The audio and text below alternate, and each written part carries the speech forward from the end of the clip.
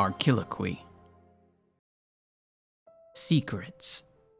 Do you come in hope, O reader, for the secrets of my reign? A parable.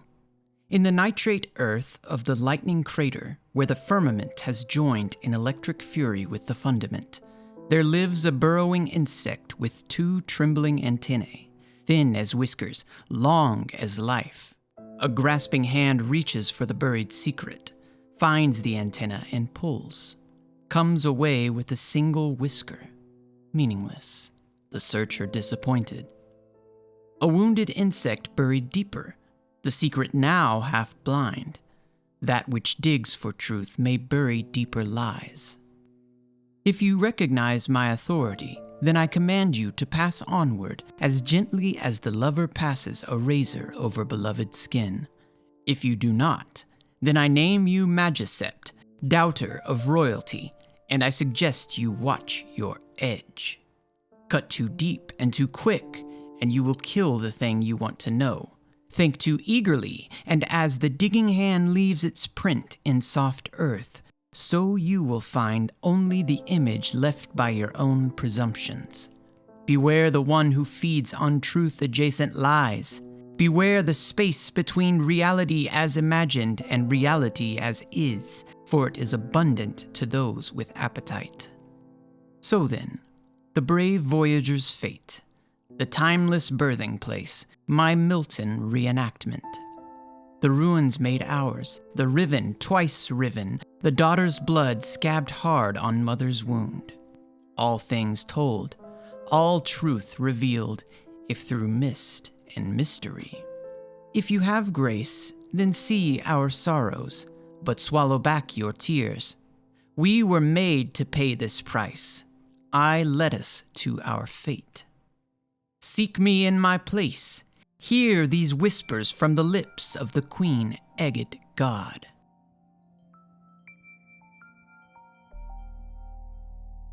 Brephos I. The woman sits on a ledge that overhangs infinity. She looks down and kicks her legs. The stars shine brilliant here because the sun is only fractionally brighter than the rest of them. Sol lies almost perfectly below her.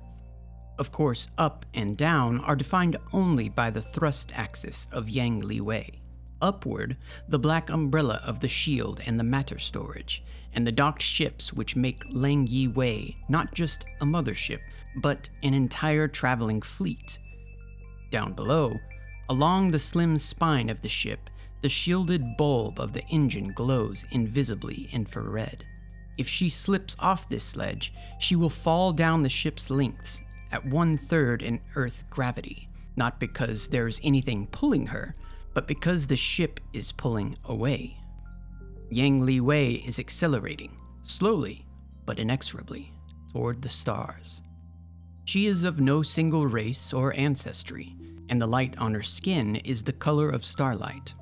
She drifts with her suit tinted clear so she can soak it up.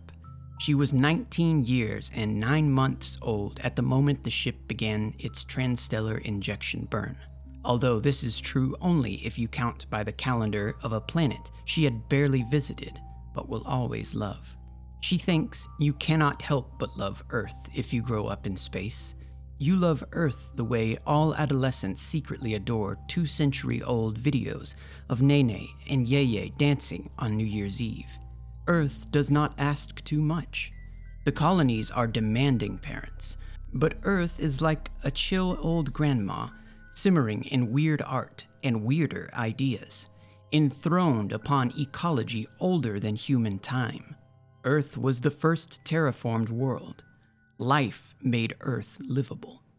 She is going with Yang Li Wei and the rest of Project Amrita to make new worlds. She came because she saw an omen in a man's death. She was on Eva with him, repairing a jammed radiator fin on an uncrewed Circumjovian platform. They worked in companionable silence, listening to the howl of the Jovian magnetosphere when it happened. A frozen rabbit embryo came out of deep space at 40 kilometers per second and went through his faceplate. The rabbit must have been spilled in a bicontainer accident, far from the sun to plunge back inward like a comet. Immediately afterward, for reasons very clear to her because she had always had a sense for the meaning of things, reasons very difficult to explain to others because she has always felt this sense was secret, she asked her mother if the family could travel with Project Amrita. Amrita, the drink that endeth drinking, the bottomless cup. It is the quest to spread far beyond the solar system and to end human dependence on the traveler. It calls to those who see humanity as a cocoon, an instar, a form ready to be shed. She is an auterge, third class, a self-motivating subsystem of the ship's inclusive ecology, a term that spans technology, biology, and behavior, all of which must be maintained for the mission to succeed. Her task is to locate problems and report them to an auterge second class, who will give her the tools she needs to repair them. But she never speaks to her second. She never tells anyone about the problems she finds. Instead, she fixes them herself. Her work has therefore assumed a magical quality. She appears where there is trouble, and shortly afterward, the trouble goes away. People have begun to leave gifts for her. Some of these gifts are questions. She answers the questions with a quiet confidence some would argue she has not earned. She knows she sees more of their lives than they see of hers, and that this mystery, this seeing without being seen, grants her a kind of power that is like wisdom. She lives outside the ship, suited and cocooned with a layer of cytogel which keeps her surgically clean. She misses the wild zero-gravity fashions of her upbringing, clothes like drifting jellyfish that squirm away from snags, self-correcting darts in the fabric, silk like cool spilled alcohol. She misses the scents of oil and sweat on her skin, for the suit leaves her so clean that she feels skinned raw. Still, she stays out here because she wants to feel that changing taste of starlight as the universe ahead blue shifts. As Yang Li Wei accelerates towards light speed, it moves faster and faster into the light coming from ahead. If light were like dust, it would strike Yang faster, but light can never change speed, so it gains energy instead. Red light is low energy, and blue-violet light is high energy, so the universe becomes blue. Even now, the very tip of the visual spectrum, violet-blue light, is shifting into invisible ultraviolet, the color of speed, the color of future.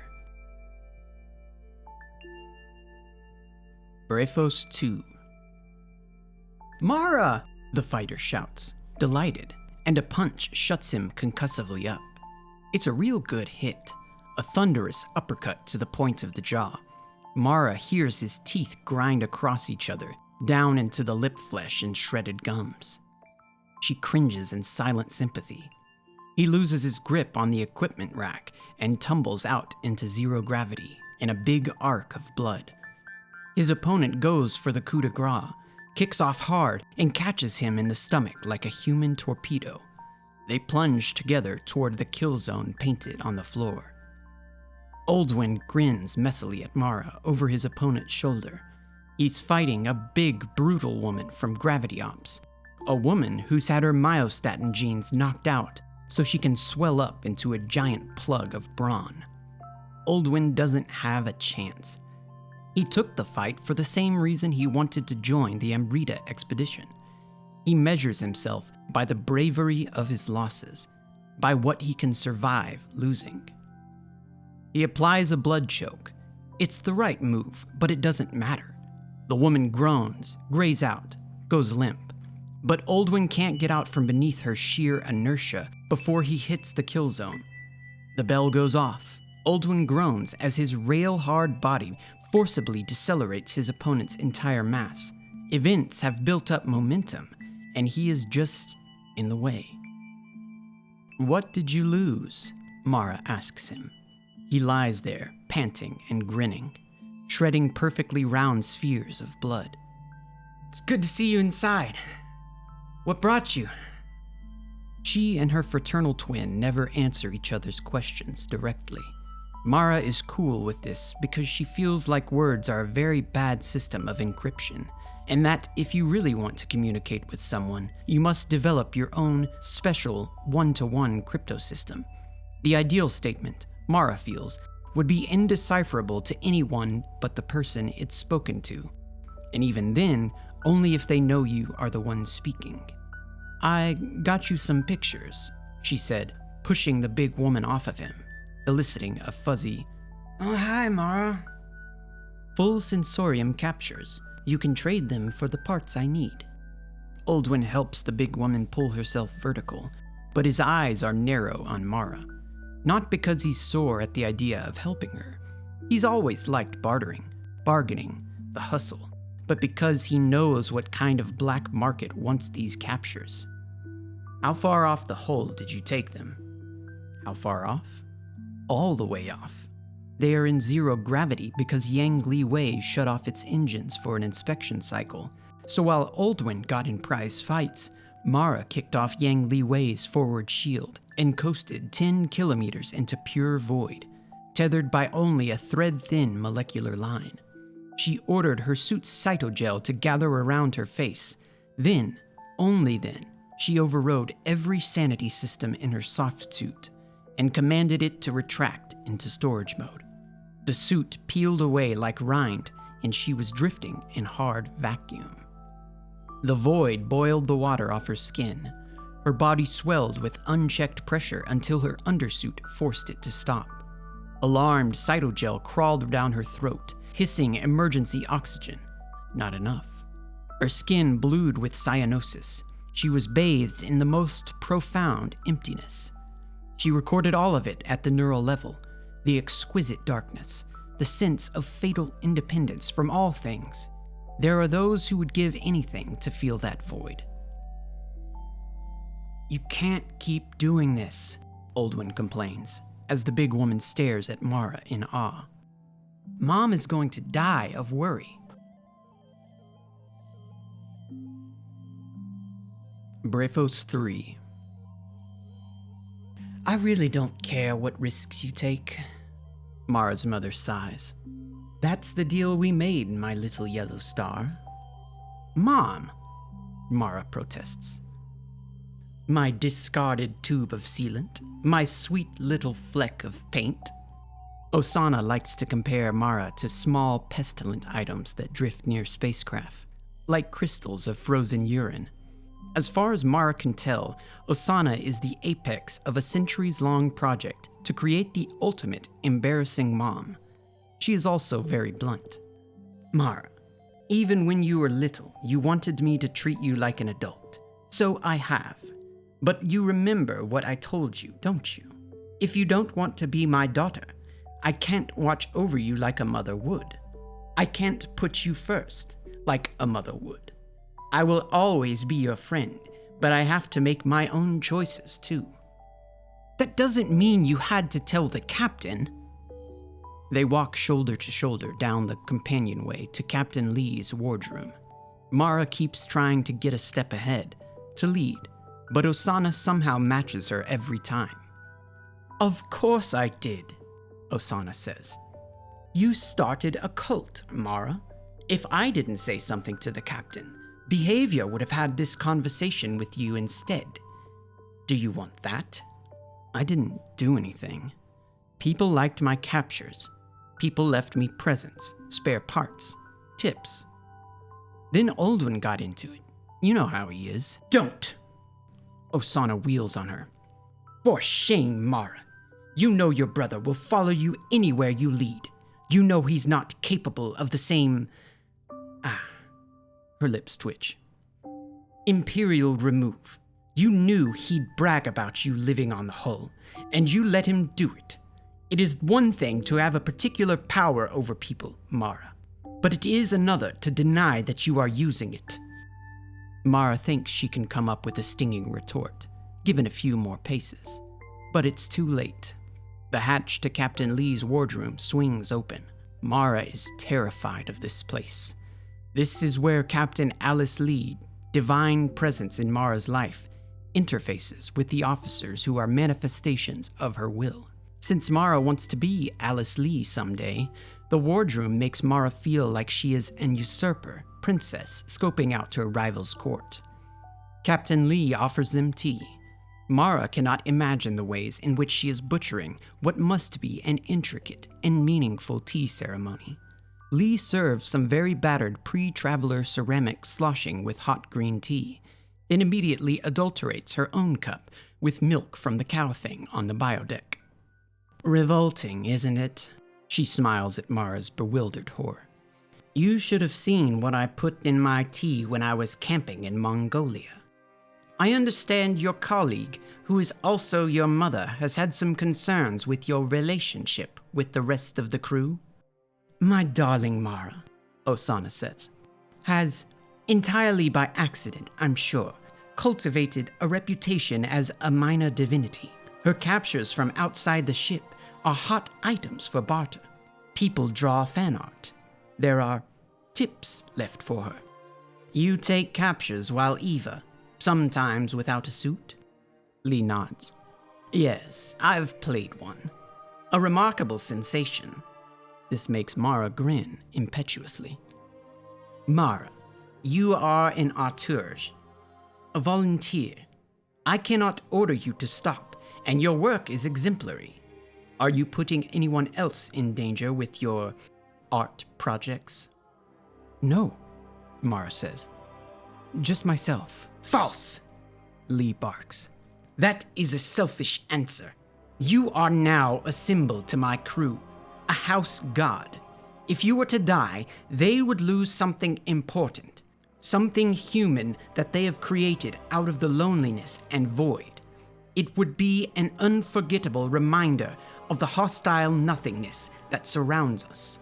When you endanger yourself, you endanger that symbol. You are part of this mission's behavioral armor, Mara. Mara is thunderstruck. She's never thought about it this way. All I did was take some captures. I didn't ask to be anyone's mascot. You presented yourself as a conduit to secret knowledge, Captain Lee counters. People made something out of you, Mara. Please take this from a starship captain. What people make of you, what they create of you, even without your consent, becomes a kind of responsibility. If the Mara they see when they look at you is good for them, then you have some duty to be that Mara. She looks to Osana. What about your boy? He's in medical more often than any of the other underground fighters. It does not surprise Mara that Captain Lee knows about the fights. My son, Osana says, is determined to be his own worst enemy.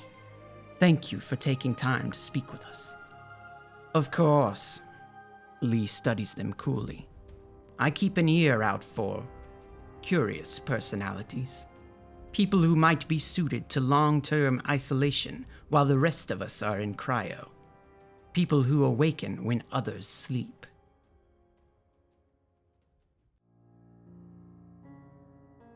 Cosmogyre I. Exodus Green to unknown maneuvering object.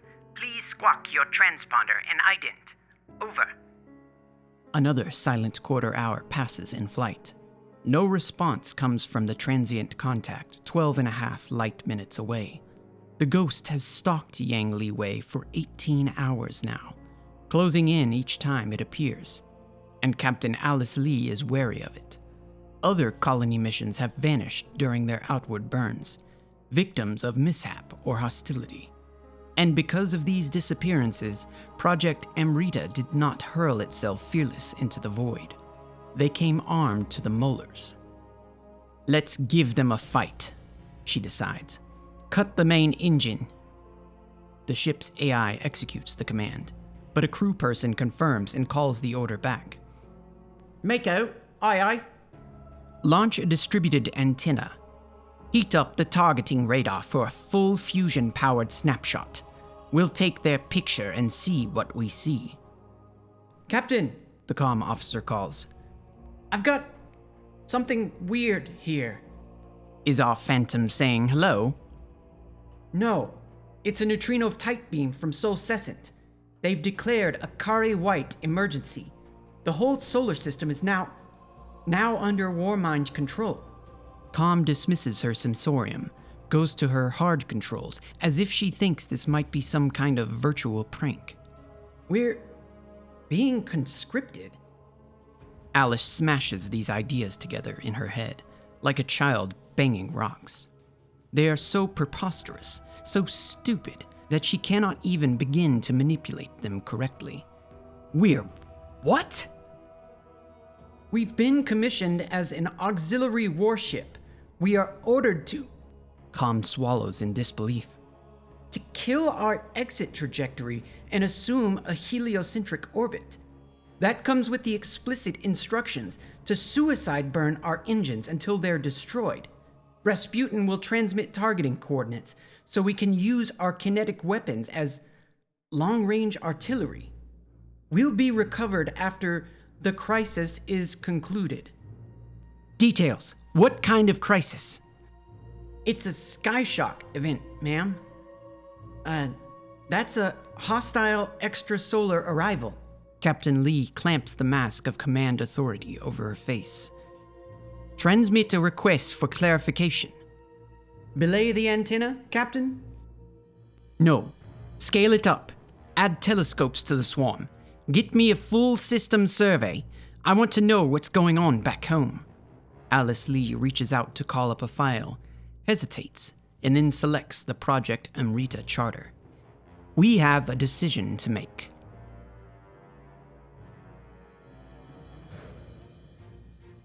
Cosmogyre II. Mara kicks off the Yang Li Wei's forward shield, aiming astern and inward, so she will cross the void into the ship's spine in a long, slow curve. Oh, come on, Oldwin says, in delight as much as horror. You really do this all the time? All the time. Yang is a big ship, newer than the antique trucks used in the other Exodus missions. Project Amrita demanded the cutting edge of human science. It says that in the mission charter, which everyone's been rereading. The captain has called a vote. Should Yang Li Wei turn home? And what if the ship starts accelerating? Oldwin has already, of course, leapt after her. His envy yellow soft suit glows with gentle bioluminescence. We'd just fall forever. We'd fall into the stars. We're still on a solar escape trajectory. Yang would just outrun us. At least we'd be going in the right direction. She doesn't think she's given anything away, but somehow he knows. Mara? He looks up, frowning, his face bigger and brighter than the distant sun. You want to go back, don't you? You're going to vote to return. Mara thinks that if she looked him in the eye, he would see the truth. The turmoil, the half-formed yes. Mara, you don't have to tell me how. He swallows the hitch in his voice. I've seen how bad it is. I've watched it long enough to know that it's not going to get better. They're gambling everything on the Traveler. We came out here to get away from it, to step off the easy path. Why would we go back? Because I asked us to leave, Mara thinks. Because something came out of deep space and killed the man next to me, and I saw the omen, and I said we should go. And now, I feel like a coward. We might make a difference, she says. There are other ships. We'd be dead before we saved a single soul. He's right. She doesn't want him to be right, but he's right. And she cannot withdraw into some silent place where she is above this choice. They drift in silence until Yang Li Wei's silver stern rushes up to meet them. Mara spins, uncoils, and lands in a crouch. Oldwin comes down on his hands and spins up grinning, but the smile dies when he sees her expression. Oh, Mara. She's silent. We left everything behind, he says. And it turns out that we did that for a very good reason. We don't owe those people our deaths. We don't owe them our dreams. I know, she says. I know. The Eva guard channel pops into her sensorium. Everyone should get inside, Captain Lee calls. Our friend is closing in on us, and we need it to maneuver.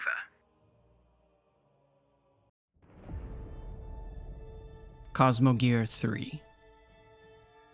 The stars have gone out. The universe blackened. A shroud of nothingness draws over Yangli Wei. Its 40,000 sleeping passengers, its 900 crew, and maybe even the whole solar system. There is no way to know, because there is no way to see anything beyond the hull. The vacuum itself has become hostile to the propagation of light. Darkness surrounds them. The ship bucks on a storm sea as space-time ripples with gravity tides. "Report!" Captain Lee calls. Her sensorium blazes with positional telemetry from ring laser gyros, beacon satellites, pulsar fixes, cosmic microwave background texture, galactic EM field terrain mapping. Every single instrument useless, crashed, spitting nonsense. "Sound off by stations!" "Fido," the flight dynamics officer calls. "Main engines on safe. Thrusters firing erratically. Attitude control keeps crashing to manual. Guidance, I have no position. I can't get a moving vector. We're moving, but I can't tell how or where. Inco, no external comms. Internal networks are dropping in and out." An incredible sensation washes over Captain Lee, a rumble and a thrum down in her gut, in her marrow, in the lowest, basest elements of her body. It is the vibration, the sound of the very fabric of her being scrunching up and stretching out. The distance between the atoms of her body collapses, then expands. The cycle repeats again and again. For a moment, she feels her fingertips and toes pulled away from her core, yanked by tidal forces. It feels like the lowest rumble of the biggest subwoofer ever built. It sounds like the deep voice of God whispering ASMR directly into her ear. It tingles and thrills, and it leaves in its wake a subsonic tint of dread and anticipation. She shivers. "Gravity wave! Talk to me, Geo!" The space-time geodesics officer looks like she has just been hand-delivered a Nobel. "This is amazing!" she crows, fully aware that she and everyone else are about to die, but transported away from such temporal concerns by scientific rapture. "Can you feel that growl? We're experiencing high-frequency, high-amplitude gravity waves.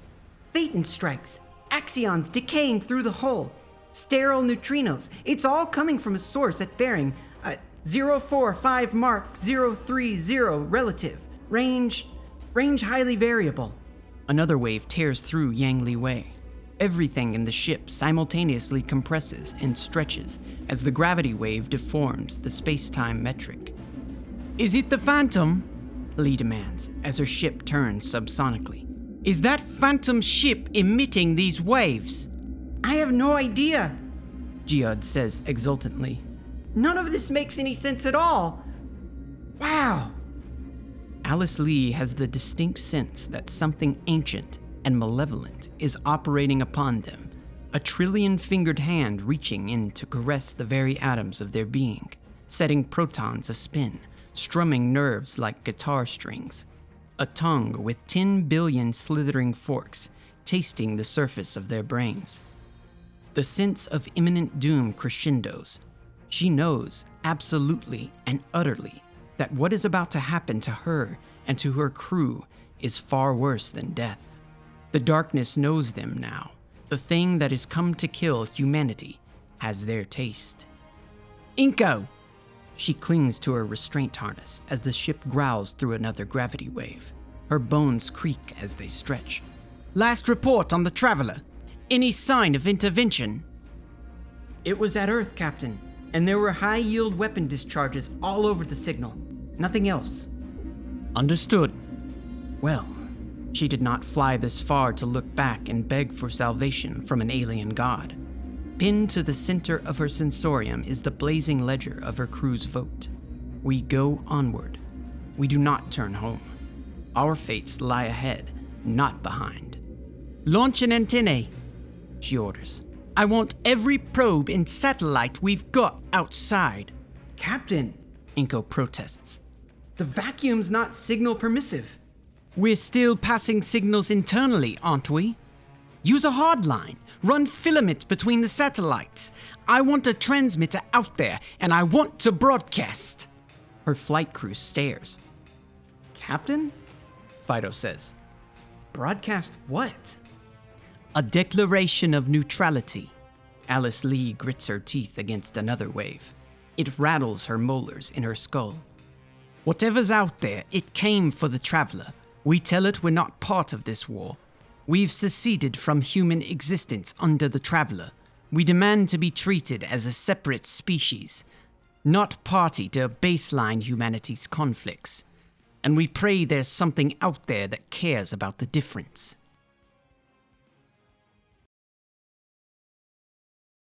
Cosmogyre IV.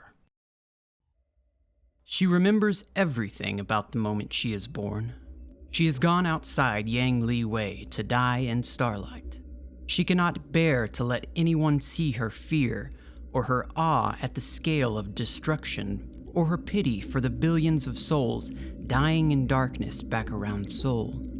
She cannot be among the other crew as they cling to each other and whisper reassurances, not even with her mother. She cannot surrender her mystery. So she kicks off the hull on 50 kilometers of tether, but there's no starlight to die in. The darkness is absolute. Gravity waves tug on her line, pulling her back towards Yang, and then hurling her away. In time, she feels another vibration on the line. "Sister," the tether transmits. "I'm coming to get you." "Brother," she thinks, "you'll lose yourself trying to follow me." Captain Lee's voice breaks through the static, drawn out to a mumble, and then compressed to a shriek. Spikes of hard radiation go through her words like bullets, spattering phonemes into eerie compression artifacts. This is the interstellar vessel Yang Li Wei to the entity interacting with us. We are not involved in your dispute with powers around this star. We are on a mission to begin a new life elsewhere. Our purpose is orthogonal to yours. We request your indifference. Mara's tether trembles with Oldwin's progress. She holds it in one hand and reaches out with the other, gripping the emptiness, feeling how the tides of broken space pull at her fingertips. She senses that the nothingness around her is not indifferent, that it is aware of all purposes, and that its own purpose encompasses them. It is infinitely hostile because it must be. Suddenly, as if the void around her has just spontaneously Big Banged, she sees light. A point of pure white shines in the cosmic distance. Not just visible luminance, her suit decomposes the spectrum, but light in the radio bands and microwave, keening ultraviolet, a spike of gamma, a total and all-embracing radiation. It sings, it chatters, it speaks in a voice older than the sun's. She feels that she could Fourier the voice for a century and never decompose it into its parts. It is awesome and appalling and piercingly true. Mara understands how those who die in radiation accidents must feel. A single flash of invisible power sears away all possible futures except one. She feels her soul itself has been ionized, blasted into a higher energy state. The light pierces the darkness, not like the sunrise, not like a wall or a flood, but a single crepuscular ray, a finger of radiance that reaches out through the deepest night to touch her. It illuminates Mara, Oldwin, and Yang Li Wei. It is not quite enough. It cannot vanquish the shadow. Thus, Mara finds herself drifting on the edge of the light and the darkness, on the dusk and dawn gradient between the two. She feels a contest, a battle fought, an equilibrium reached, not a truce, but an infinite limit, like an equation dividing by zero, a collision of two violent eternities. Mara queries Yang Li Wei for telemetry, and her sensorium fills with the terrified scream of gravitational instruments. She howls too, a feral sound, ecstatic and lost, a wolf baying at the stars. She knows what's happening. Too much power has gathered here. The universe is appalled by the paradox. Nothing that has glimpsed this collision of infinitudes can be allowed to escape. The cosmos must censor its embarrassment. It must sequester the anomaly.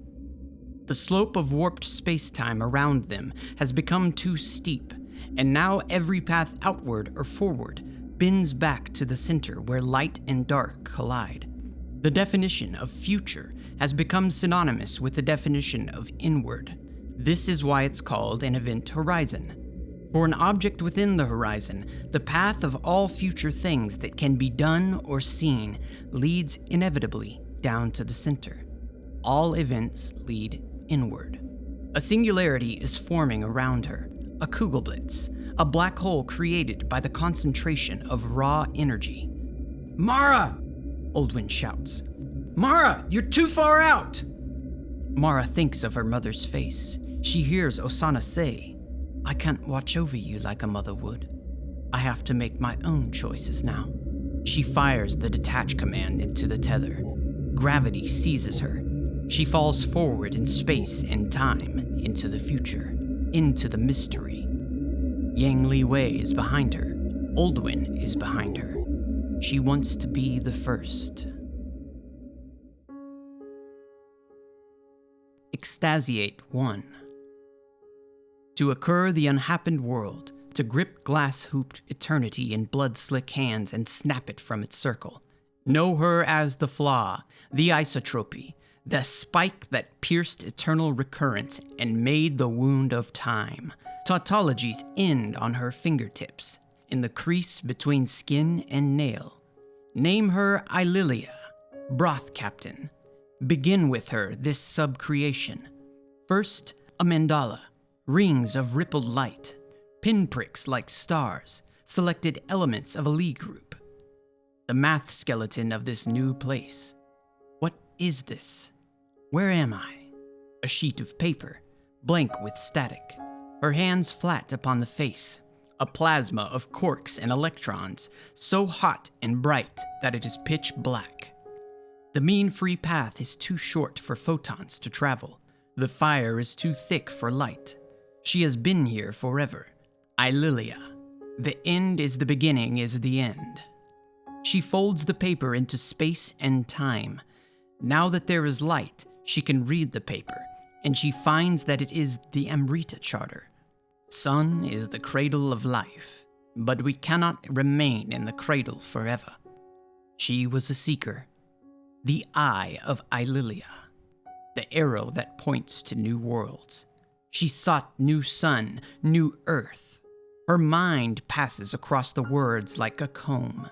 Words become world, paper folds under nimble hands, the sting of a paper cut, so God may yet be surprised. From that cut, her blood scatters through the void, and the isotropic universe nucleates around her droplets. I am Ililia, the guiding principle. Been the center. I am Alisila, the arrow of time, sinuous but progressing. I am Alisili.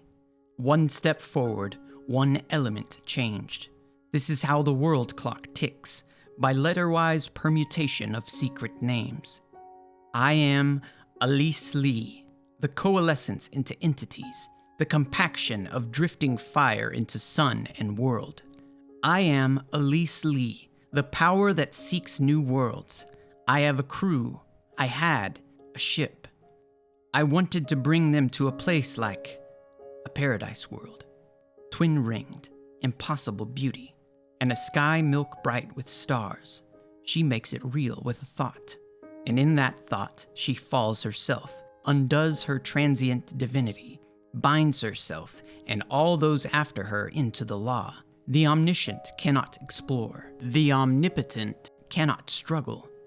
She refuses that God trap. This is how Alice Lee awakens.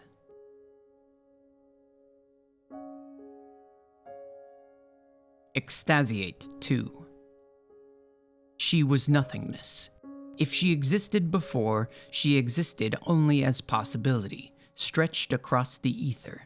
Once, there might have been a body that was an anticipation of the body not yet formed, and a soul that was an anticipation of the soul not yet encrypted, but they were not yet real. Then the universe began, and she was free to be born. First, there is a mandala, and upon the rings of that mandala are star-bright gems. Mararam, the closed symmetry, secret within itself, and she cuts it off-center so that it is imperfect, open at one end, not cycling back to its own beginning, but subliming away into future possibility. Mara, the permutation of one relationship into another. Ma becomes Ra. Ra become what may yet come. 2 points suggest a line. With that imputation, around that scar, she incarnates. Awakens with a gasp. Cold stone under her shoulders and back, and a face above her, radiant. Mara, the face says. What am I? Mara whispers. The second, the woman says. I am Elise. I think you were Mara. The sky behind Elise blooms with stars, a haze of light like sun through mist, richer than a galactic core. Across that night sky arches the impossible twin shape of a double planetary ring. Mara gapes in wonder. I remember, she says. I was on the tether. The sudden need to keep this memory secret shuts her mouth. We're on a world, she says instead. How long have you been alone? Forever, I think. Come. She draws Mara to her feet. I want to show you what I've found. It is a world that grows, a world that thrives. The stone is rich with veins of platinum, and Mara tastes tingling inclusions of transuranic elements in a fingertip of earth. Silver rivers flow in fractal deltas to lakes as still and bright as coolant pools. Acres of forests, all woven at the root into a single tree. There is life of such variety and energy that each new crawling thing they see must be its own species. Or species do not mean anything at all here, and all that lives may intermingle. Jutting from the horizon is a titanic metal spear. The head of the spear is a metal dish, kilometers across, buried in bedrock. I don't know what this is, Elise says.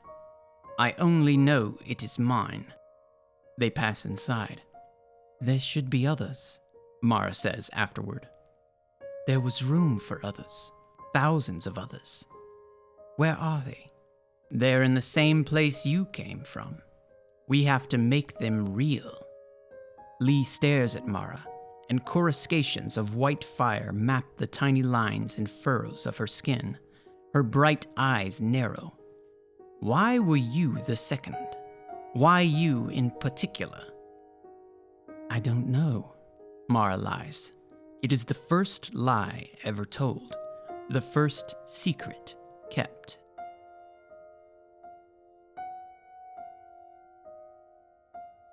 Ecstasiate III. 2 became 4, and the 4 called out, and so the 4 became 8. In this manner, conjured forth by their doubling, the sleepers did awaken. In time, the awoken spilled across the face of the world, and their number was 40,891. They drank of the sweet rain, and they ate of the fruit of the forest, and the starlight pooled as clear oil on their skin.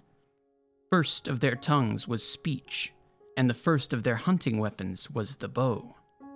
Now the awoken called out for a name to distinguish world from unworld. The 891 said to the 40,000, Let this world be named tributary, for we dream of a great river from which we have parted. But the 40,000 were troubled, and they asked to know their antecedent. the place from which they came. "We did not awaken from the sleep that we entered," said the 40,000. "In our rest, we passed through some terminus, and our atavism was severed from us. How did it happen thus?" So a council was called at the place where the rivers met to determine the nature and purpose of existence. Here was undertaken the first census, which counted 30,111 women, 10,295 men, and 485 otherwise. A fear rose across the awoken that the men and otherwise would be lost. Elise Lee spoke first in council, but at the urging of Uldren, many sought out Mara for secret conclave. Among these were Keldawaj, who would be the all-teacher, and Sela, who would be the mother of Isila.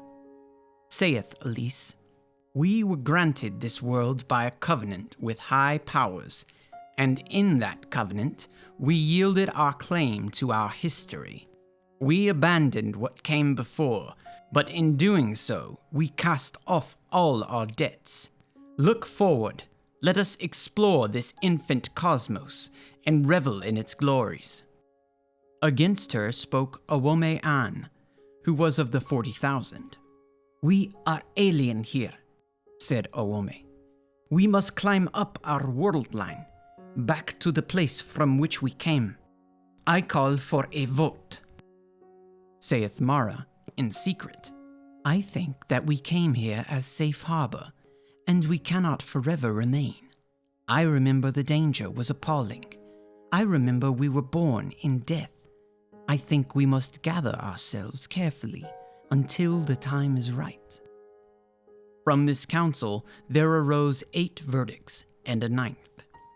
First, that the people were awoken, and they were immortal. Second, that this world was tributary of another, but that it was forbidden to seek any way to rejoin the mother stream. For this reason, it would be called the distributary, for that was the proper name for a river that branches from the mother and does not return. Third, that the awoken should multiply in wombs of flesh and machine, but only after the most careful forecast of population and ecology, and only under the supervisor of those who knew the good technology, for each new child would be immortal. Fourth, that those wise in the good technology should be heralded and heeded so that the U-technology could be preserved. They would be U-techs. Fifth, that the women should hold care and protection of the men and the others until more could be born. Sixth, that the purpose of the awoken should be to know and love the cosmos. Seventh, that the awoken were created out of the covenant with light and darkness, but the covenant was complete, and no further debt would ever be called except the duty of the second verdict to remain on the distributary. Eighth, that the awoken were whole in themselves, and they existed in balance. Ninth, that there would be no vote, but instead Elise Lee would be recognized as queen. Her first pronunciation was that there would be no secrets among awoken, for Elise knew of the quiet council around Mara, and although she was neither jealous nor afraid, she remembered it carefully as a spark that might catch.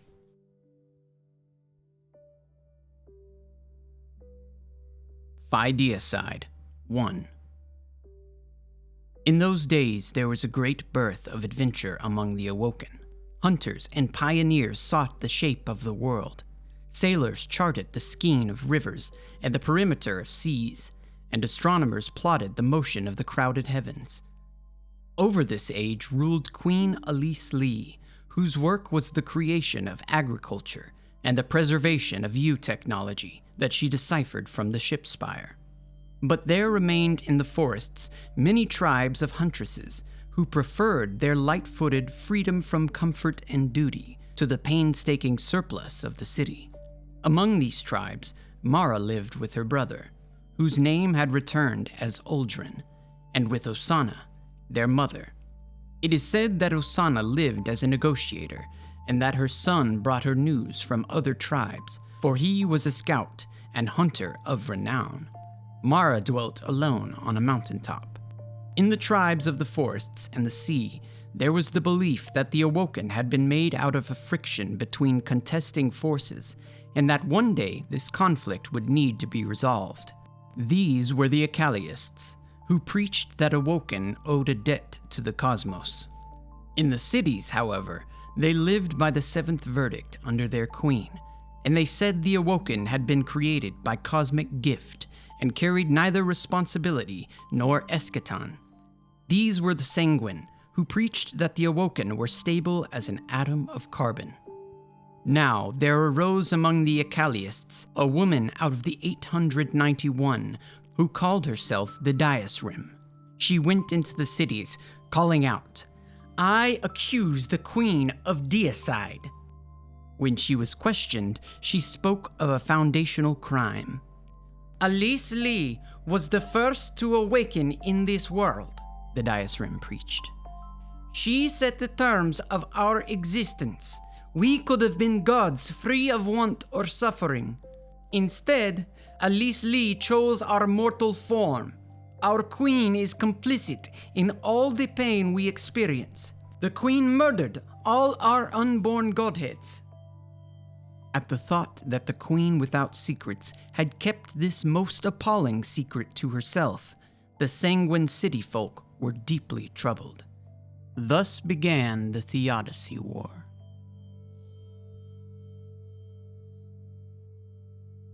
Fideicide II. "It wasn't supposed to be like this," Alice Lee whispers, as far below the ship spire, the funeral barges on the Lake of Leaves burst up into magnesium white fire. The voices of the paladins rise on summer wind, first choral, then the single keening strains of grief paeans sung by lovers and close friends. They are singing their lost comrades into death. One of the 891 fell today, shot down by a matter laser, a coherent boson weapon. There was almost nothing left to burn.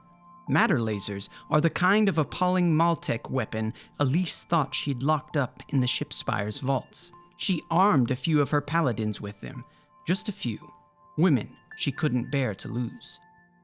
The thought that one might have defected to the Diasrim breaks her heart. "It wasn't supposed to go this way," Alice repeats. She has not had a confidant in nigh on 50 years. There is no one to whom she can show any doubt. "I promise you, it wasn't." "I know," Mara says. The Utex found her and plucked her from her mountaintop with one of the ship spire's VTOL aircraft, which Elise had, until the war, only ever used as an ambulance.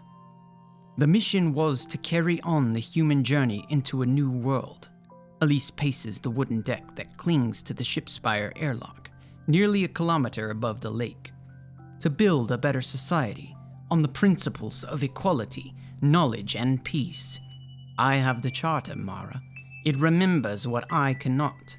We were never meant to give up our bodies, or shine like stars, or... She groans in frustration and clutches the railing. Or whatever it is that the Diasrim thinks I denied them. She thinks you denied them even the capacity to imagine godhood. Elise looks sharply back at the other woman. Did you start this, Mara? Nothing has one beginning, Mara says. Did she come to you on your mountaintop and ask what I did? Did you answer her? Is that why she's so convinced I... She swallows against the bitter taste of the enemy's words. Enslaved her in mere humanity? I didn't have to tell her. Mara's white hair stirs in the hot wind. A herd of black horses crosses the northern horizon, all born of ship spire's wombs, chased by a long-legged huntress and her collie. You don't keep enough secrets, Your Majesty. The Diasrim might have opened any one of your texts and read the story you tell. We were born when a great ship fell into a pearl of shattered space. I awoke first, and in my awakening, I collapsed the potential of the void into a form I understood. Who can read that truth and not hear arrogance? Elise thought Mara might say that. Elise also thought Mara might try to push her off the balcony, but she now knows that was a petty fear. Mara is not the diasrim. Mara knows the unthinkable value of even a single awoken life. "Why do you love lies so much?" she asks Mara. "Not lies." The pale radiance of Mara's eyes, the flush of violent stain around them. "Secrets. Even if everyone shared a single truth, all our minds would produce a different version of the truth. We speak these sub-truths, and like flowers of different seed, the sub-truths compete for the light of our attention. In time, only the fiercest and most provocative strains remain. They are not always the truest. Better to keep secrets, Your Majesty. Better to tend a great mystery and so starve the flowers before they can grow. That is how I would be queen." Below, the lake of leaves shimmers in a crater carved by the ship spire's mushroom prow. One by one, the funeral boats are going out. "I want to end this war," Elise Lee tells the second awoken. "I want to negotiate peace. I need your mother's help. What would you ask in exchange?" Mara smiles graciously and bows her head. "Nothing but a future boon."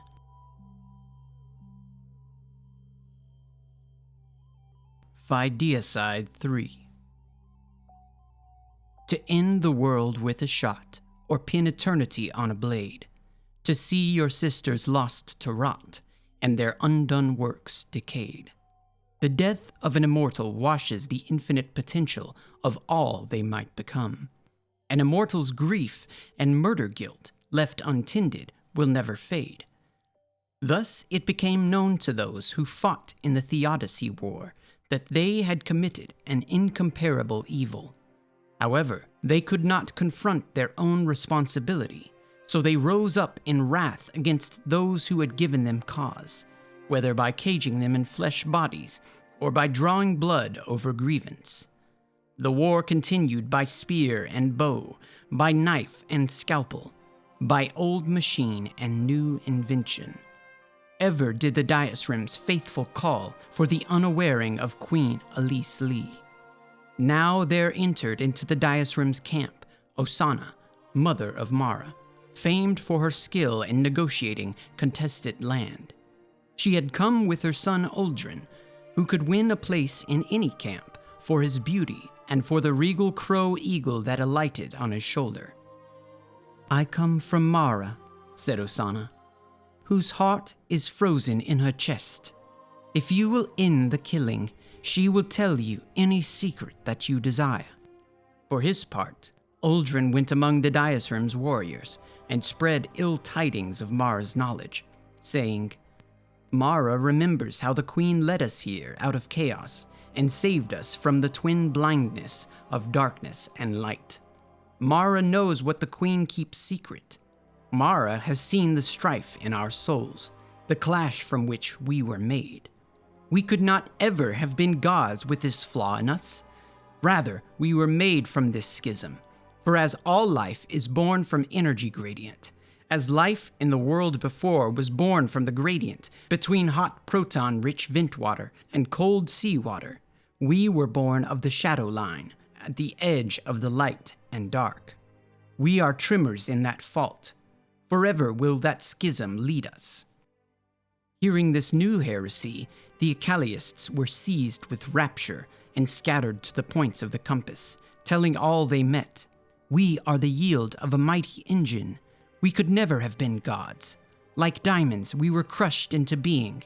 Like diamonds, we hold flaws." Meanwhile, Osana spoke to the diasrim, who was also heartsick from the killing, and who longed to withdraw from the world and seek transcendence within. "There is no weregild for the murder of an immortal," Osana counseled her.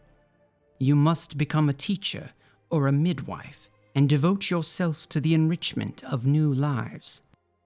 But the diasrim craved secret knowledge, and she sought Mara upon the mountaintop. Here she vanished. If she was ever known again, it was not by the name Diasrim. When there was peace, Queen Li ruled the Awoken for a time. However, the guilt of the war lay heavy upon her, and after an age of peace and progress, she abdicated to a new queen. Heresiology. A woman lives alone on the forest hills above the Feather Barrens. North of her, in a chaos of ravines and clear but fiercely radioactive streams, the hills surrender to high imperial mountains, engaged in a brutal seismic warfare, for the distributary is a young world and has not settled its grudges. To the south are the dry lands where the birds of the forest, especially the parrots, go to die. She lives here because one day she will no longer be immortal, and she wants to observe the dignity of death. Up these hills comes a man and his mother. The man moves with practiced wariness, but his mother is tired of walking, so she sits down on a giant melon and bellows, "Mara!" A fountain of startled birds shoots up into the dawnlight. Not far away, the woman looks up from the broken body of a juvenile gray parrot and softly says, "Mom?" That night, under the fire, after Mara and Osana talk around the oddness of a long separation, Mara, tending the pheasants on their spits, says, "Brother, your eagle killed a parrot today." "He had to hunt," Uldren says carefully. "You won't forbid him his last pleasures, will you?" "You've brought him here to die?" Mara wants to leap up and hug her brother, out of pity and respect. Many of his raptors have died before this one, but Uldren has always been grief-stricken and furious at the waste. Now he's accepted what must happen. He has given his bird the respect of choosing its own place and time to pass. "I have," Uldren says, looking away. Her pride and respect make him a little verklempt. Mother decided she would come along. A sheer force as powerful as tectonics has divided Mara's heart. She wants to sit down with her mother and ask her everything, but she is afraid of Osana's insight. "What brings you to my little camp, Mother?" "Lies," Osana says. "Lies and secrets. And the girl who didn't want to be my daughter, who doesn't know the difference between them." "I know the difference between a girl and a daughter," Mara says, purposefully misunderstanding. The drip pan sizzles beneath golden meat. Her stomach growls. "Your daughter picks up the baton at the end of the race and goes on living the life you've taught her. You wouldn't want that, Mother, because then I'd be all your fault." "That's true," Osana sighs. "But you know what I meant." Uldren looks between the two of them, frowning. "Mom? What's this?" "It's your sister, about to admit she's behind it all. Aren't you, Mara?" She unimpales the pheasants from the spits and neatly licks hot grease off her hands. If she spoke, she might scream in terror. What does that mean? Behind it all? Does Osana know? "The Ecalists are her creation," her mother tells her brother. "The Diasrim was her pawn. She allowed the Theodicy War because she was afraid we'd be too comfortable here. Also, so Queen Alice would need her help politically. Mara couldn't afford to be the most radical dissident. She had to seem moderate for her beliefs to thrive. Isn't that right, Mara?" Mara puts a hand into the warm soil to keep herself from slumping in relief. Mother doesn't know at all. "Shall I carve your portions?" she asks, holding the fractal knife blade down. Uldren has that look. He knows Mara never answers his questions directly. By evading Osana's, it's as if she's saying that the question is really Uldren's to ask. "Looks delicious. But Mother does make me curious. Why have you always lived away from the rest of us, Mara? The mountaintop, I understood. You had a brand new night sky to chart. But why now? Why go into the woods like a hermit, a heretic?"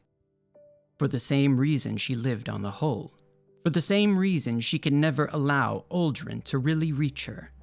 There is power in remove, and safety from the belittling of politics of temporal power, which reveal the mighty as unforgivably ordinary and petty.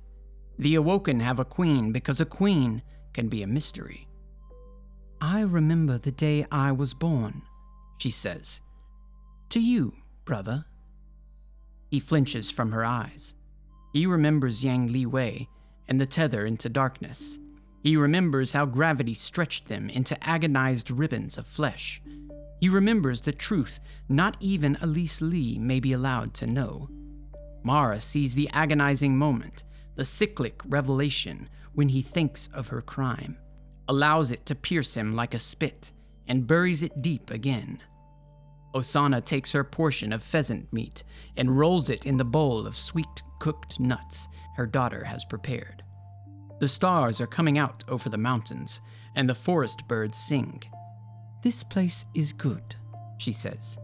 "This world, whatever you remember of our lives before, I know they cannot have been this good." "No," Mara says, "but you were both with me. I hope you always will be." "Always," her brother promises. "Eat well." Mara claps her hands and stands. "Tomorrow we journey." "Where?" her mother asks. "I have star charts to share, and heresies to lend to, and a new eagle crow to find for her bereft brother."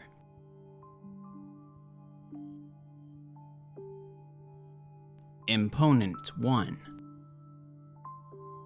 In later days, the power of the queen waned, and the distributary was ruled by scholars who sent their knights on mad quests to test the consistence of reality.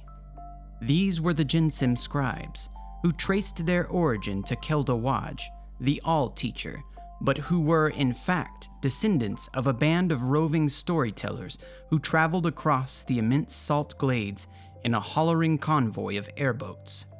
Here was their praise of the world. "It is sweet-watered, and there are no poisons upon it. The temper of the climate is even.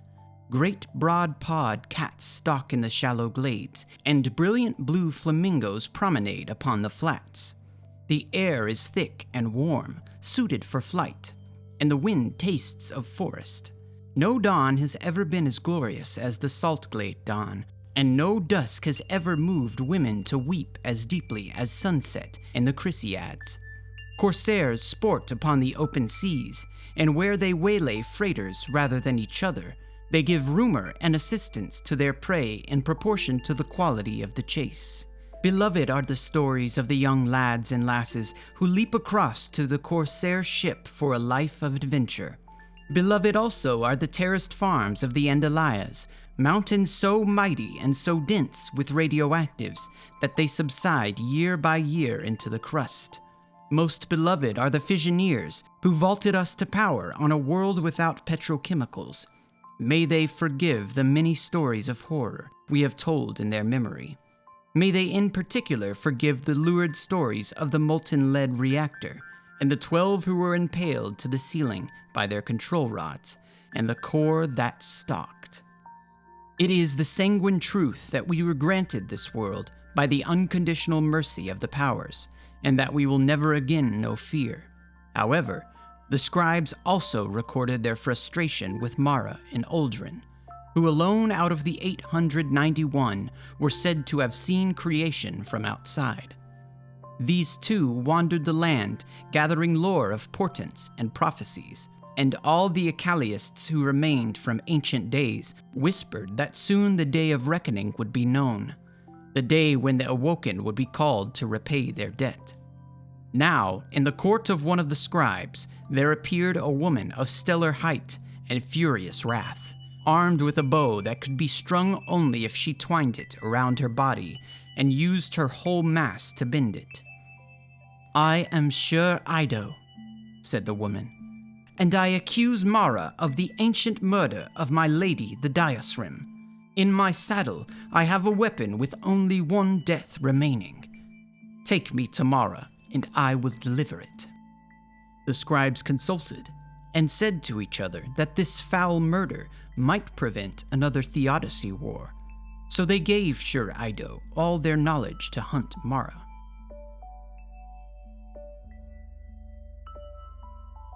Imponent II.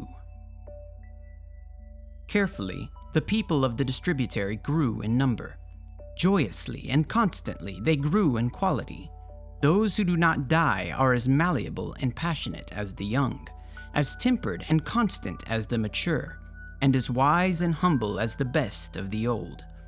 But, as ever, the awoken were troubled by death. It was easy to imagine a world older and harsher than the distributary, a world crowded with competitors, where the slow-changing and lushly alive awoken would be helpless beside austere mayfly-quick breeders who adapted with every swift generation. Why had the awoken been spared mortality?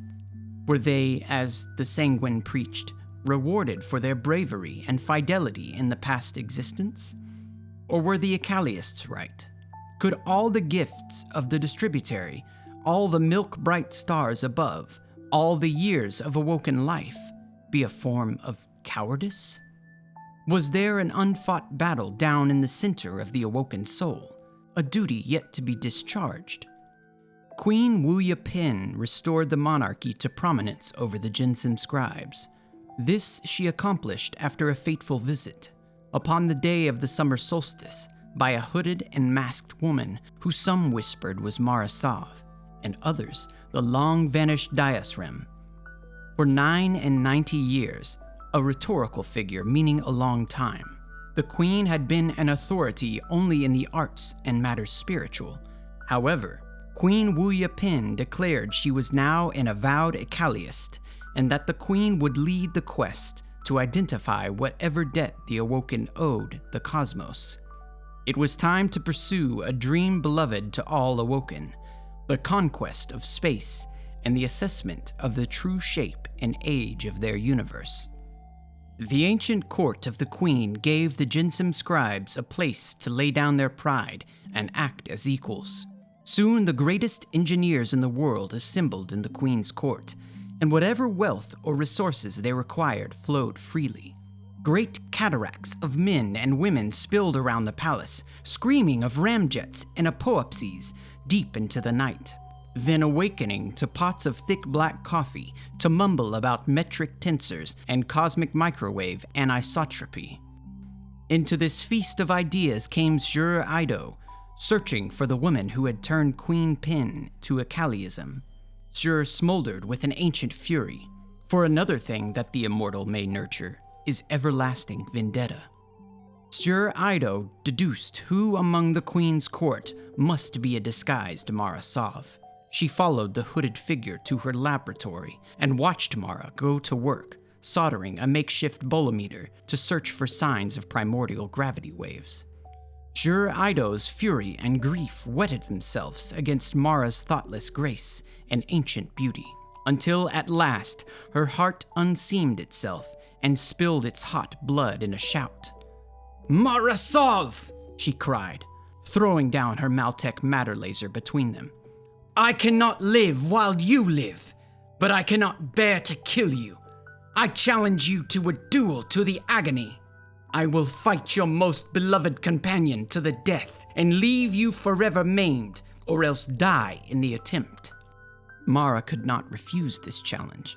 She summoned Uldren, and with a ruthlessness she was no longer frightened to wield, she told Uldren that he would stand for her in battle to the death against Shur-Ido.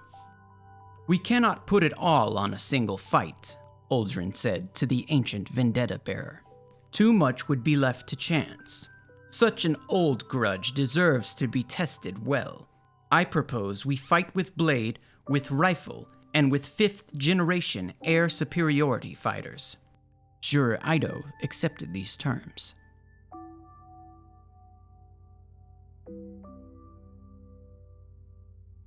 Imponent III. Now it came to pass that Asilia, daughter of Cilia, recognized the scent of Shur-Ido, for smell lies deepest in memory.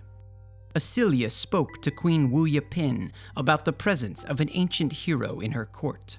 While Queen Pin pondered how to honor this visitor and simmered over the insult of Shur's unannounced presence, a spy brought word of Shur Ido's intention to the Jensam scribes.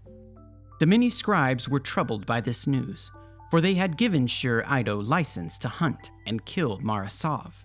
If Shur Ido murdered a guest of the queen under the scribes' remit, it would mean war and the end of the great awoken push for space.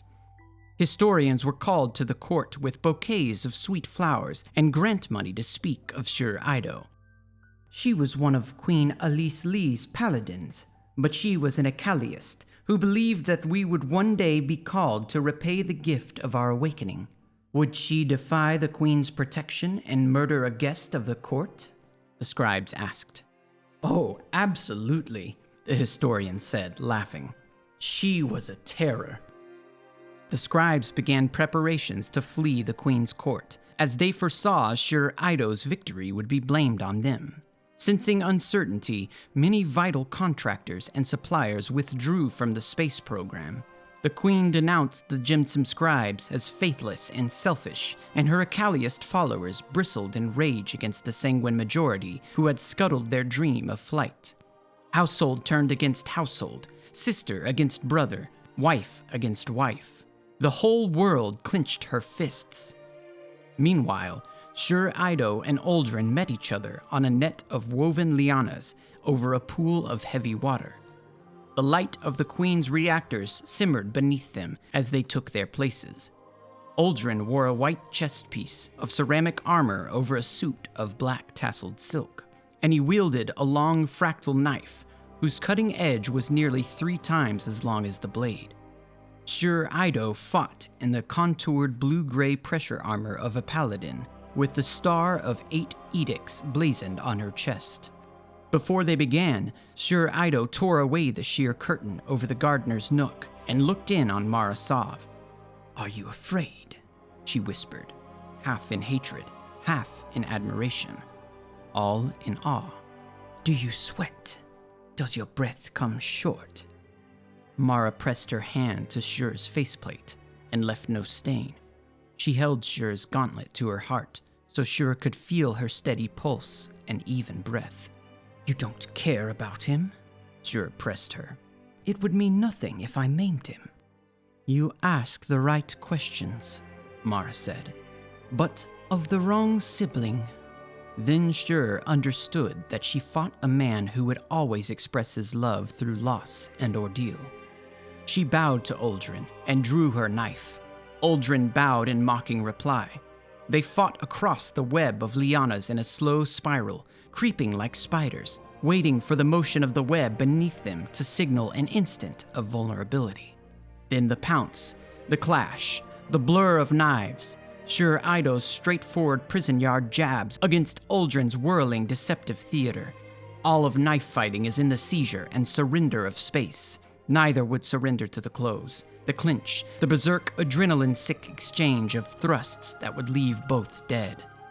Uldren began to cut away key lianas to throw Shur Ido's footing, and Shur Ido countered by charging him to keep him off balance. At last, they fell together in the coolant pond. The fight was a draw, but it was only the first of 3. Imponent IV. Next, the fallen paladin and the hunter chose long guns and went out into the monsoon jungle to stalk each other. Shur Ido selected a tiger spite in 11 by 90 millimeters with 5-round flock guidance and an inertial sump. Uldren chose a silent needle carbine with a cone snail payload. For 6 weeks, they stalked each other as the political situation grew more dire. He was the better hunter, stealthier in motion and at ease in the wilderness, but Shur Ido was the better soldier. She had no respect for the systems of the jungle, and she knew how to use that to her advantage. She drove the animals into a frenzy with violence and habitat disruption. Parrots and crows warned each other of Uldren's stealthy hides, and jealous predators forced him off his carefully scouted trails. Shur Ido caught him with his back against a rift lake, and shot him as he tried to cross the lake bed. The wound was not mortal, for the water ruined the terminal ballistics, but she had won the match. "Your life is at stake," Mara warned her brother. "Lose this final match, and you will—" "Am I simple?" he snarled at her. The wound pained him terribly, but he would not risk more than a little analgesic. "Leave me at my work, sister, or you will leave me nothing at all." Now they would meet in air superiority fighters over the Andalias. Charges under their seats would detonate if either of them left the engagement area. Because of the small combat zone, Jur Ido chose a nimble Ermine tactical fighter and a payload of all-aspect heat-seeking missiles. "Where will we receive these aircraft?" Uldren demanded. "How can I trust this equipment?" Jur Ido told him that one of the Jensen scribes would provide the aircraft and requested weapons from her personal deterrent stockpile. "Very well," Uldren sniffed. "And we will have access to all the weapons these airframes can equip?" "Of course," Jur said. "Those we cannot obtain will be replaced by training simulators." She was certain Uldren's wound would cripple him. "Then I will fly a dart," Uldren said. The ancient interceptor had awful fire control, dismal maneuverability, and primitive weapons. "A dart?" Jur jeered. "Will you fly with its original weapons too? You think you can beat me with rockets and a gun?" "I do," Uldren purred. "You accept those terms?" She did. The two duelists took to the skies on a bright winter morning. After a fuel check, a telemetry squawk, and a terrain snapshot, they turned in toward each other from 100 kilometers apart. Jur Ido descended for the terrain, knowing Uldren's radar could barely separate her from the clutter. Uldren came straight on. At 80 kilometers of separation, Uldren called across the radio. "Fox 3, kill. Engagement over." Jur sneered at the bluff and prepared to climb into a snap attack when the killed alert flashed on her Ermine's training panel. She had forgotten that the Dart's intercept loadout, when it had last served 70 years ago, included an unguided air-to-air nuclear rocket. Uldren had simulation killed her and everything within several clicks. On the tarmac, Jur Ido threw off her helmet and parachute and knelt before Marasov. "My lady," she said, "as I have fought your brother to a tie, I leave my fate in your hands. Be more kind to me than you were to my lady, the Diasrim." "Rise, Jur Ido," said Mara. "Let us take the stars together."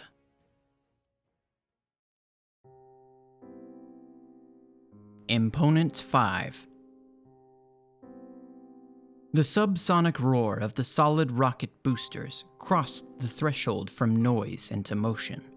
To hear it is to feel it, and to feel it is to remember that you are a sack of fluids and gels much more than you are a solid entity. Membranes and gradients, solutes and films. A body is a mingled thing. Mara thinks of this as she watches the launch vehicle discard its boosters and climb away through the clouds. The Awoken could have been angels. Instead, they are flesh. That's that. Queen Wuya Pin rises from her portable throne, unfolding 2 heads taller than Mara. "Choose your replacement. My work is done, and I will stomach no more." Mara smiles at her. "Is a queen's work ever done?" "Oh, don't insult me," Queen Pin clucks. She brushes windblown pollen from her trousers. Today's launches have blasted the spring trees with a hot wind.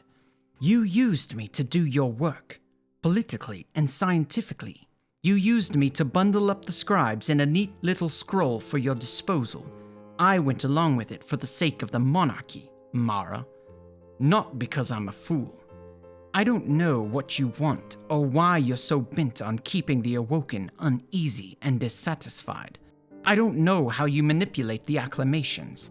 But when I abdicate, I am going to find Elise Lee wherever she's gone and ask her all my questions about you. I'm very interested to know the answers." "You've been a wonderful queen," Mara says. "No one will ever replace you."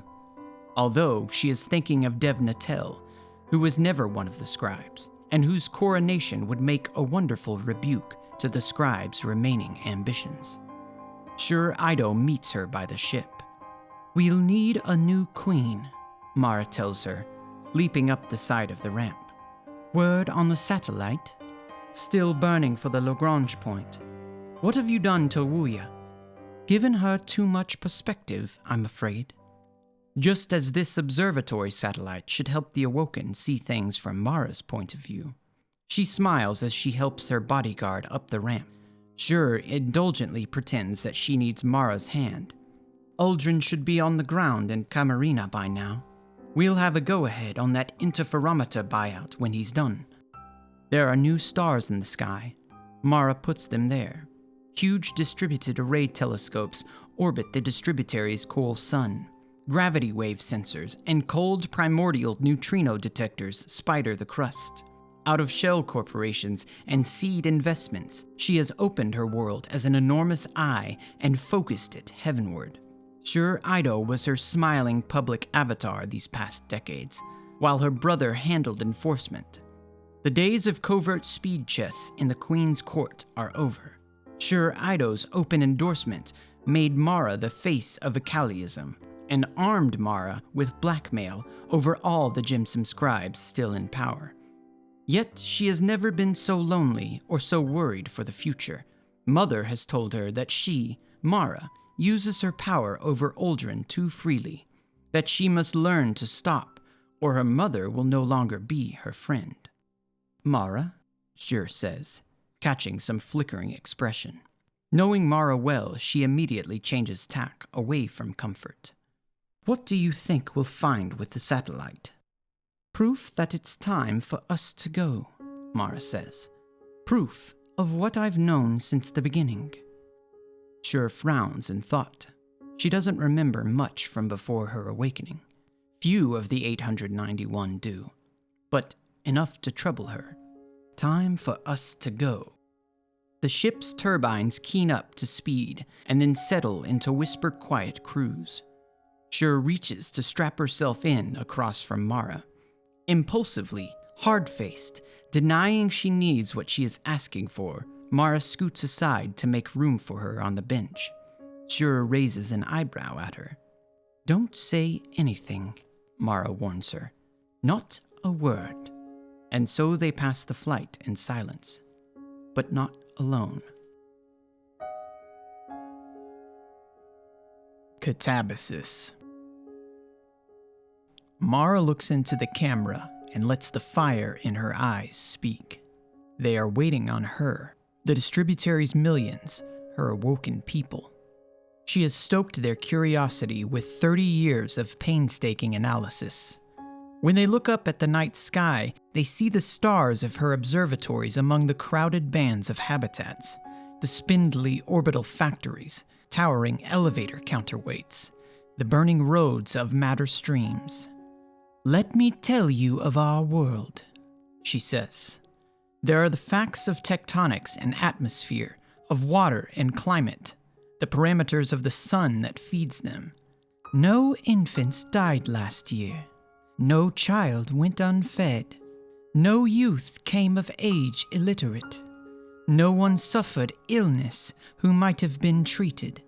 We have long surpassed the UTEC gathered from Shipspire, yet we have grown carefully and cleanly. We have eluded pollution, eradicated plague, and chosen peace. No Maltec weapon has been discharged in centuries. Our atomic weapons were dismantled before they could ever be used. We are our own triumph." She has elected not to use graphics or theater. She would rather they remember her face. "You know yourselves," she says. "Let me tell you of your cosmos. We live in a spatially infinite isotropic universe, 12.1 billion years old. Its metallicity is ideal for life and for the spread of technological civilizations. In time, the distance between all points in the universe will contract to zero, and the cosmos will collapse into a singularity, to be reborn in fire. There will be no end to eternity here. She pauses. She waits. The whole world is out there, begging for the answer to the question. Our world is a gift, and we must refuse it. They are awoken. They love secrets. They will wait for her to explain. We have detected a pattern that was imprinted into our universe by its ancestor, a fingerprint of the initial conditions into which existence was born. From this information, we have confirmed the most primordial of awoken myths. Our universe is a subset of another. We live within a singularity, a knot in space-time that orbits a star in another world.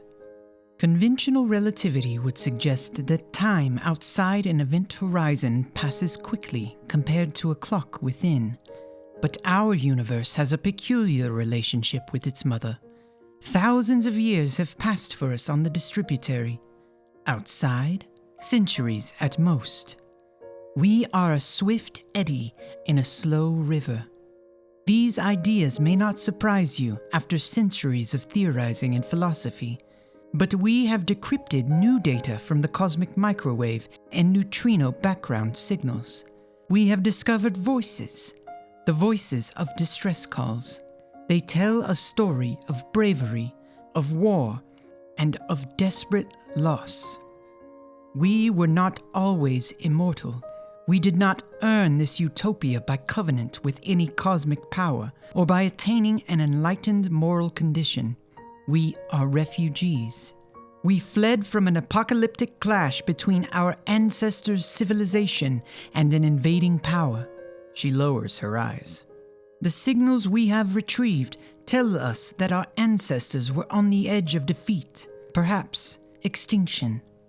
It is time that we accept our debt. The distributary is a refuge, not a birthright. A base to rebuild our strength, not a garden to tend. I ask you, awoken, to join me in the hardest and most worthy task a people has ever faced. We must leave our heaven, return to the world of our ancestors, and take up the works they have abandoned. If some of them survive, we must offer aid. If they have enemies, we must share our strength.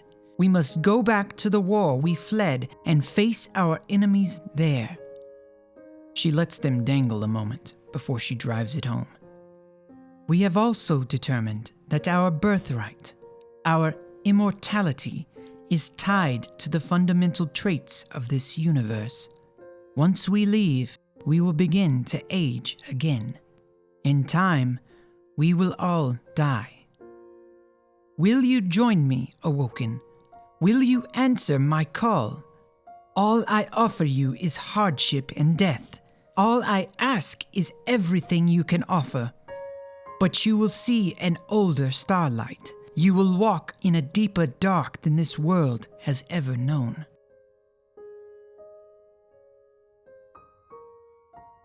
Nigh I. You're the devil, Elise Lee whispers. I remember in one of the old tongues, Mara means death. An hour before, Mara's ship touches down a polite 2 kilometers from the Pearl Groves, and she looks out across mazes of channel and tidal pond to the compounds of ancient silver-white stone beyond. 2-ton oysters glitter in the shallows, their shells jeweled with mineral inclusions. Seabirds peck and fret along narrow white beaches. Mara lifts up her black formal skirts and begins her long walk into Elise Lee's retreat, the sanctuary of former queens. Mara, Uldren whispers through her throat mic. Don't do this. Take Shura with you, at least. But she has to do this, or she'll never be able to face herself again. The sun batters at her. She hides under a parasol, but heat gathers in the folds of her garment, in the soles of her shoes. When she squints against the glare, she thinks she can see the shining grains of her fleet in orbit. The hulls, built under UTEC supervision to the specifications of radically post-conscious AI that will one day fly between worlds. It is far too late to stop the project now. Far, far too late for second thoughts. Exactly 12.1 billion years too late, really, for Mara in particular. Mara kicks the sand and trudges on. She's in a foul mood when she reaches the old queen's house, but the sight of Elise Lee sitting on her porch with a battered tea service makes her smile. "Thank you for seeing me," Mara says. "Thank you for coming. I was afraid you'd leave the universe without saying goodbye." Elise pours her cup of cool blackberry tea. "Have a seat. How's Queen Tell?" "She has declined to endorse my expedition," Mara admits, tucking her feet beneath her on the wide wooden deck chair. The tea is too sweet, but so blissfully cool. "I'm sure you understand her reasons." "You mean she's declined to endorse the sudden violent severance of tens of thousands of threads from the tapestry of our society?" How surprising. Elise looks Mara over, critically, then sits back to sigh. "A scribe once told me that the definition of a utopia is a place where every single person's happiness is necessary to everyone else. You're going to make a lot of unhappy people, Mara. You'll make the lives of everyone in the world tangibly worse. Not just those you've lured to certain death, but those who will grieve their departure, and all those who will come to grief for lack of labor and knowledge you took with you." "My people volunteered." "Your mother told you," Elise says, "that it is one thing for you to have a particular power over people, but another thing entirely to deny that you are using it." "You once told me," Mara counters, "that I had to consider the symbol people made out of me, and that if it were good, then I had to be that symbol for them. I had to perform as they required. I have done so. I have been the best thing I can think to be." "Is this the best thing you could think to be?" Elise says, with very practiced neutrality. Mara drinks her tea in delicate silence. The old queen sets her cup down hard enough to chip. Mara jumps in quiet shock. The tea service is an heirloom from Shipspire. Her face hardens with the power of ancient command. "Mara, I am at least as clever as you are. Do me the credit of acknowledging it." "I have worked for many hundreds of years to arrange this outcome," Mara says forthrightly, but without the courage to look Elise Lee right in the eyes. "I have nurtured and tended the Ecaliest belief so that there will always be awoken who feel uncomfortable in paradise, guilty for the gift of existence in the distributary. People who'll come with me." "I know." Elise lays a hand on Mara's, and for a moment the touch almost makes Mara sigh in gratitude. To be seen, to be known, without revulsion. Then Elise's old strength pins her palm to the table. "The diasrim?" Elise hisses. "The Theodicy War. Did you arrange it all?"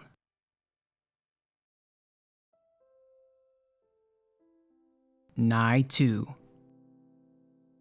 "No," Mara says, which is a lie told with truth. "Do you understand what you've done?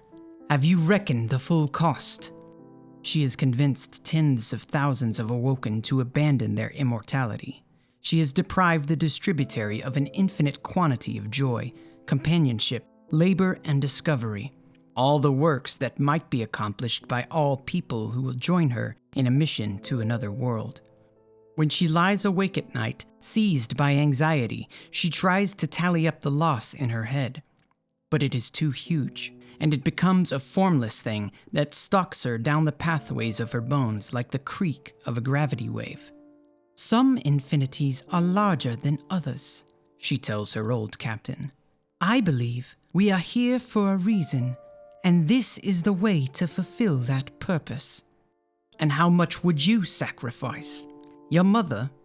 Your brother? Are the Awoken real to you at all?"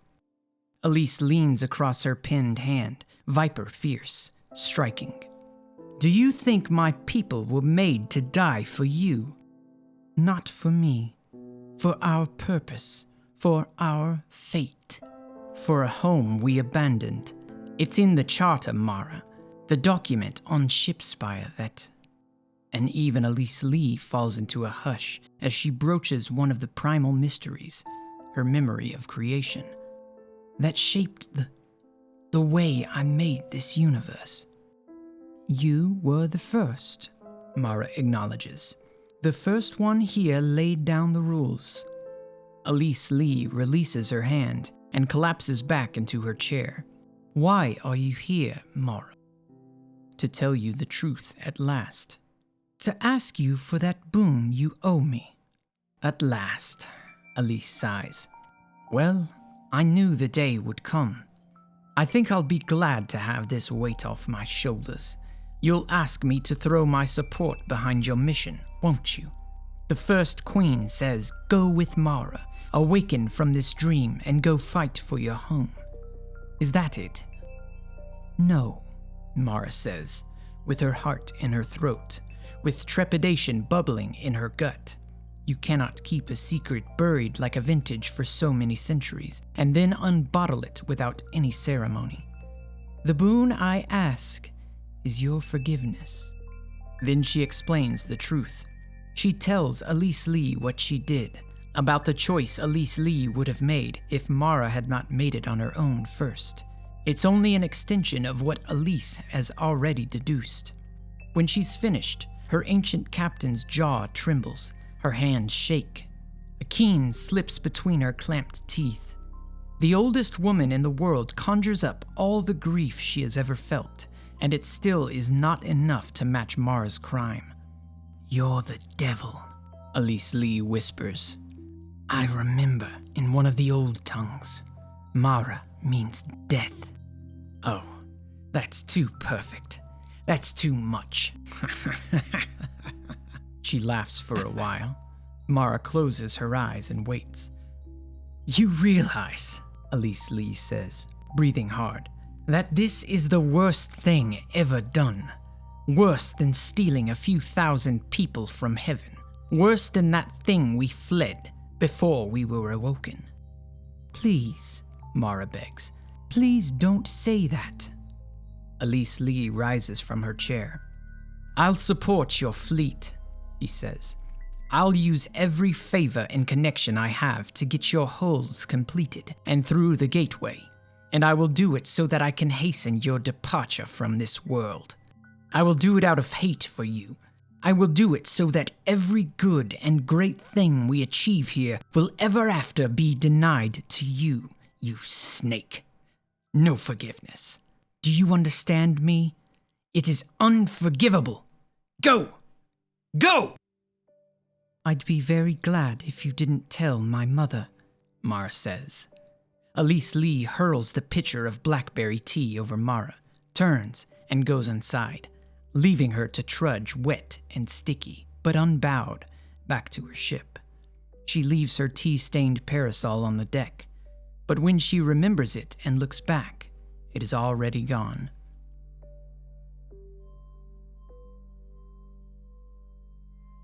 Palingenesis I. Mara thinks of the banyan trees that sprawl across the shallow, silty lakes of a world she will never see again. The waveguides in her helmet detect the image and obey the encrypted command scheme she's rooted into every system in her fleet. She speaks into the Flight Directorate channel. Flight. Sound off for a final hold. Fido, go flight. Guidance, go flight. Inco, good constellation, go flight. Geode, go flight. Bio, go flight. As her flight controllers confirm the state of their technical domains, Mara looks out into space through the synthetic gaze of her sensorium. The holes gleam in the stark blue-white light of the star, each ship a silver seed pod braced by immense structural members and cocooned in reservoirs of spectrally adaptive smart fluid, theoretically enough to survive the horrible forces of transit through a singularity. Mara orders herself not to crane her neck, but she does it anyway and gets a terrible cramp as she searches the sky for the distributary. There it is, the world of her birth, shining water blue and beautiful, wrapped like a gyroscope in its twin rings.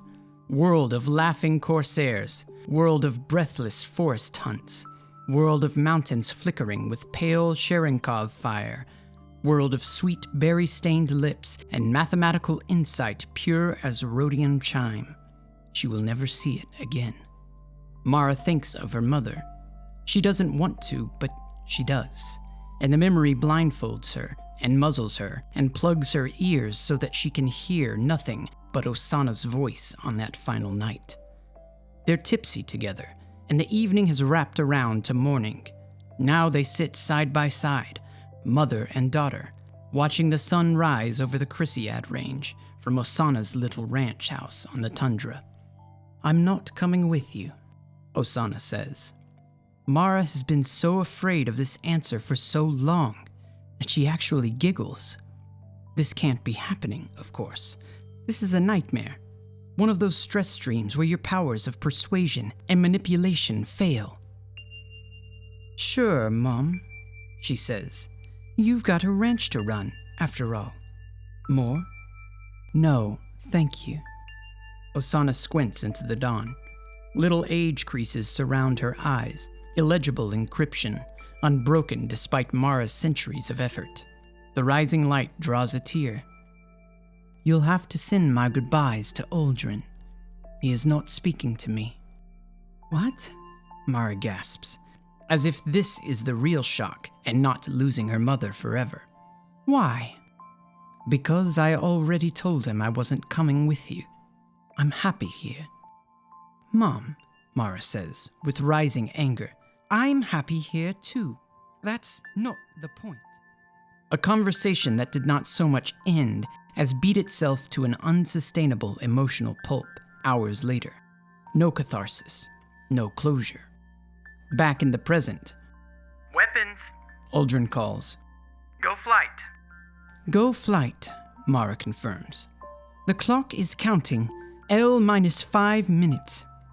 Directly off her hull's bow, a sphere of ultra-dense mass waits for the moment of implosion and collapse. There will be only moments to transit the wormhole before it evaporates. "Flight, sensor." Sure, Ido calls. "I have anomalous starfield occlusions bearing..." "Intercept!" Mara shouts.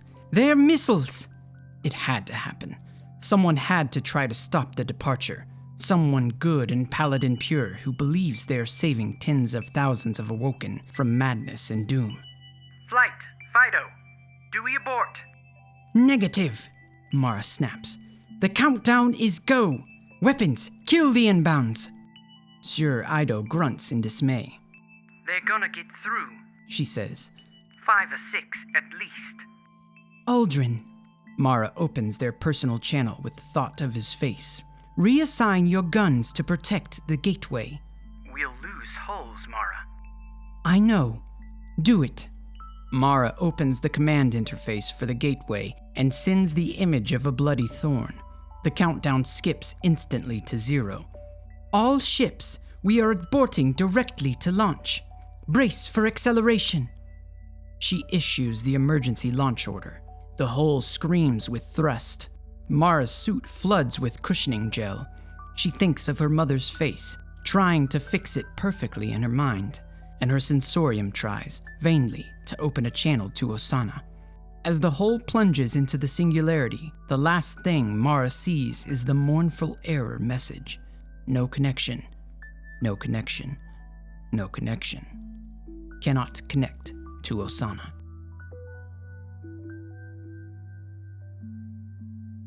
Palingenesis II. Here in this time without time, pocketed by the ever-scattering cosm, touched as an assassin touches the gun in the secret fold, there is an eon within, and I am going without. This is where we belong, interstitial, in the space between. This is where the truth collapses, supercritical. There is a war, and its name is existence. There are two ways to fight. One is the sword, and one is the bomb. By the sword, I mean the way to fight that is tempered and solid, the way that is made from old things and that triumphs by the reduction to simplicity. This way is known to those who study the cosmos. Take any part of it at any time, and you will see an edge and say, "This is a weapon." By the bomb, I mean that way of being that is complex and schematic, and that must attain a criticality to attack, the way that is made from new things, and that triumphs by the arrangement of intricacy. This way is known to those who study themselves. Take any component of the bomb in isolation, and you will say, "What is this? I cannot understand its purpose." Yet in it is the possibility of a fire. Numberless are the spaces that surround the universe. Subordinate and superordinate are their relationships to the intrinsic world that is only itself. We pass now through analogy space that will reify what was once subject into object. That power I held, which was agonist to a mother's rapprochement, will be realized and reified. First is the awareness of my vector, which all who follow me held in their hearts. Second is the desire to hear my speech, which all who follow me curled into their ears. Third is the existence at the fault, which is the inner tension that all who follow me still sense. We are risen from man and fallen from heaven. We are made again in the fall. What was once us will not ever be again us. I am the uncrowned Ever-Queen, and my only diadem will be the event horizon of the universe, which is my dominion. By failing, I will rise. There are an uncountable number of ways to be between 0 and 2.